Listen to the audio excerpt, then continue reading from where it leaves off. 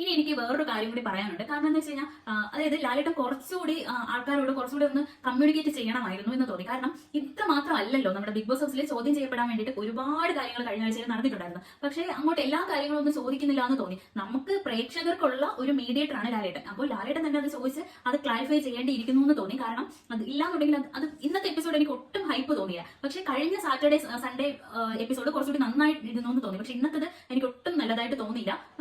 ഒരു കാര്യങ്ങൾ അങ്ങനെ ചോദിച്ച് വ്യക്തമായിട്ട് ക്ലിയർ ആക്കുന്നില്ല എന്ന് തോന്നി.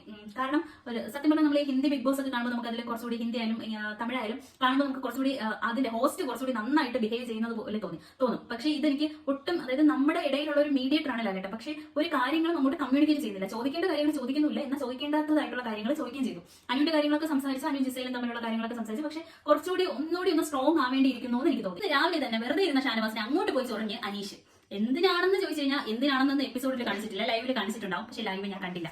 ഓക്കെ, അതില് ഷാനവാസിനെ ആദ്യം കഴുതയെന്ന് അനീഷാണ് വിളിച്ചത്. അപ്പൊ തിരിച്ച് ഷാനവാസ് പറഞ്ഞു നിന്റെ അച്ഛനാണ് കഴുതയെന്ന്. അങ്ങനെ അവിടുത്തെ പോയി. പിന്നെ അനുവിന്റെയും ജിസേലിന്റെയും അടിയുടെ ടോപ്പിക്ക് അത് അഭിലാഷ് കോംപ്രമൈസ് ചെയ്യാൻ വേണ്ടിയിട്ട് ശ്രമിച്ചു. അഭിലാഷ് ചെന്നിട്ട് ജിസേലിന്റെ അടുത്ത് പറഞ്ഞു ഞാൻ പോയി അനുവിന്റെ അടുത്ത് സംസാരിക്കട്ടെ, നിനക്ക് ഓക്കെ ആണോ, ഞാൻ കോംപ്രമൈസ് ചെയ്യാൻ ശ്രമിക്കട്ടെ എന്ന് ചോദിച്ചപ്പോൾ ജിസേൽ പറഞ്ഞു ഓക്കെ ശരി, എനിക്ക് എന്തായാലും അങ്ങനെ വൈരാഗ്യമൊന്നുമില്ല, ഓക്കെ എന്ന് പറഞ്ഞു. പക്ഷെ അനുവിന്റെ അടുത്ത് ചെന്ന് കോംപ്രമൈസിന് താല്പര്യം ഉണ്ടോ എന്ന് ചോദിച്ചപ്പോൾ അനുവിന് താല്പര്യം ഇല്ല എന്ന് പറഞ്ഞു. പക്ഷേ ശരിക്കും പറഞ്ഞ ഒരു വീട്ടിനകത്ത് താമസിക്കുന്നവർ തമ്മിൽ അങ്ങനെ അത്രയും വലിയ വ്യക്തിവൈരാഗ്യം, അതും സ്ട്രേഞ്ചേഴ്സ് ആയ ആൾക്കാർ തമ്മിൽ അത്രയും വലിയ വ്യക്തിവൈരാഗ്യത്തിന്റെ ആവശ്യമൊന്നും ഇല്ലാന്ന് എനിക്ക് തോന്നി. അനുവിന് ജസ്റ്റ് കോംപ്രമൈസ് ചെയ്യാവുന്ന കാര്യമേ ഉണ്ടായിരുന്നുള്ളൂ. പിന്നെ ലാലേട്ടൻ വന്ന ഉടനെ തന്നെ ആദ്യം മറ്റേ സസ്പെൻഷൻ ടാസ്കിലെ അതിനെ പറ്റിയാണ് ചോദിച്ചത്. അതിലെ ഹെൽപ്പേഴ്സിനെ പറ്റിയാണ് ചോദിച്ചത്. ഹെൽപ്പേഴ്സ് എങ്ങനെ ഉണ്ടായിരുന്നു എന്ന് ചോദിച്ചപ്പോൾ ബാക്കി എല്ലാ കണ്ടസ്റ്റൻസിനും ഓക്കെ ആയിരുന്നു, അവരവരുടെ ഹെൽപ്പേഴ്സ് നന്നായിട്ട് തന്നെ വർക്ക് ചെയ്തു എന്നുള്ള ഒരു ഒപ്പീനിയൻ ഉണ്ടായിരുന്നു. പക്ഷേ അനീഷ് അവിടെയും ഇടം തിരിഞ്ഞ് നിൽക്കുമല്ലോ. അനീഷ് പറഞ്ഞു എനിക്ക് ശരത്തിനെ പറ്റി ഒട്ടും നല്ല അഭിപ്രായമല്ല, ശരത്തായാലും അനുവായാലും നല്ല രീതിക്ക് എന്നെ സപ്പോർട്ട് ചെയ്തില്ല എന്നുള്ള രീതിക്ക് അനീഷ് തിരിച്ച് സംസാരിച്ചു. പിന്നെ ജിസയിലും ആര്യനും ഇംഗ്ലീഷ് സംസാരിക്കുന്നതിനെ പറ്റി ലാലേട്ടൻ പറഞ്ഞു അങ്ങനെ സംസാരിക്കാൻ പാടില്ല, ഇത് ഇംഗ്ലീഷ് ഷോ ഒന്നുമല്ല, ഇത് മലയാളികൾ കാണുന്ന സാധാരണക്കാരായ മലയാളികൾ കാണുന്ന ഒരു ഷോ ആണ്,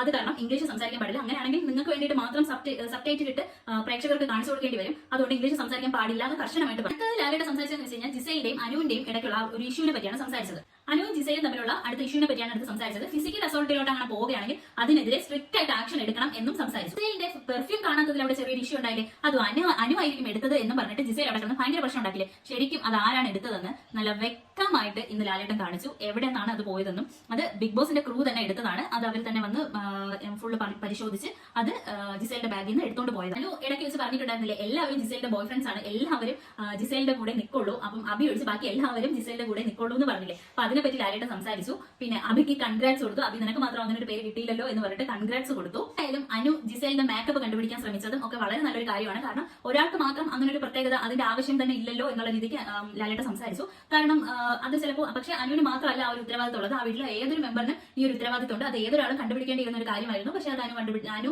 കണ്ടുപിടിക്കാൻ ശ്രമിച്ചത് നല്ലൊരു കാര്യമായിട്ട് പറഞ്ഞു. ഈഷിനോട് ചോദിച്ചു നിങ്ങൾ ആരുടെ ഗെയിം കണ്ടിട്ടാണ്, അഖിൽമാരുടെ ഗെയിമാണോ സാബുവിന്റെ ഗെയിമാണോ ആരുടെ ഗെയിം കണ്ടിട്ടാണ് നിങ്ങൾ ഇങ്ങോട്ട് വന്നത്, അപ്പോൾ നിങ്ങൾക്ക് എന്താണ് നിങ്ങൾ ജോലി നിങ്ങൾക്കുണ്ടായിരുന്ന ജോലി നിങ്ങൾ ലീവ് എടുത്താണ് നിങ്ങൾ ബിഗ് ബോസിനായിട്ട് വന്നത്, അപ്പോൾ അതെന്തിനാണ്, അത് ആരുടെയെങ്കിലും ഗെയിം കണ്ടിട്ട് വന്നതാണോ എന്ന് ചോദിച്ചാൽ അത് പറയാൻ കാരണം കഴിഞ്ഞ ആഴ്ചത്തെ പണിപ്പുര ടാസ്കില് അനീഷ് കാരണം പോകാൻ പറ്റാണ്ടായി. അപ്പോൾ അത് എന്തിനായിരുന്നു അതിന്റെ ആവശ്യം, നിങ്ങൾക്ക് തന്നെ ഫസ്റ്റ് വേണം എന്ന് പറഞ്ഞുകൊണ്ടിരിക്കേണ്ട ആവശ്യം എന്തായിരുന്നു എന്ന് ചോദിച്ചു.